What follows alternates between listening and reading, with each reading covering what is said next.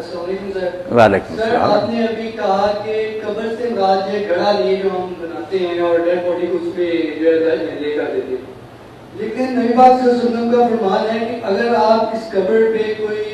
ٹہنی رکھ دیتے ہو اور اس قبر والے کو عذاب ہو رہا ہے تو اس ٹہنی کی وجہ سے اگر وہ بالکل ہری ہے تو اس عذاب جو ہے وہ کم ہو جاتا ہے، تو اس کے بارے میں سر آپ کیا کہیں گے کہ قبر سے رات بھاگے یہ گڑا نہیں ہے، کوئی اور کوئی چیز ہے جس کا ہمیں بالکل پتہ نہیں ہے؟ نہیں بیٹا، آپ نے جو بات کہی نا وہ میری بات کے خلاف نہیں، ہمارے لیے تو نشانی یہی ہے نا کہ اگر ہم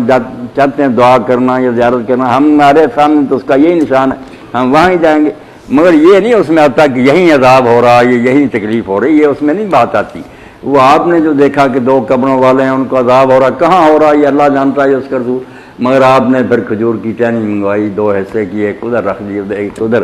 اب بہت سے لوگوں نے یہ بھی نکال لیا کہ پھول تازہ پھینکنے چاہیے، چھڑیاں رکھتے ہیں تازہ،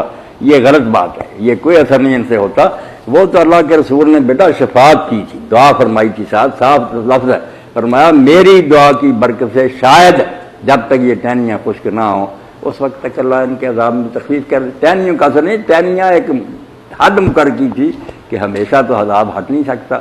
جب تک یہ خشک نہیں ہوتی شاید اللہ تعالیٰ میری دعا کی برکت سے اس وقت تک کچھ کمی کر لیں، ورنہ ہم کیا اور ہماری ٹہنیاں کیا، وہ تو اللہ کے رسول علیہ السلام کی دعا تھی۔ اس میں یہ نہیں آتا کہ یہاں ہو رہا ہے، جو دفن ہوئے تھے وہاں ان کو ہو رہا، کہاں ہو رہا اللہ جانتا۔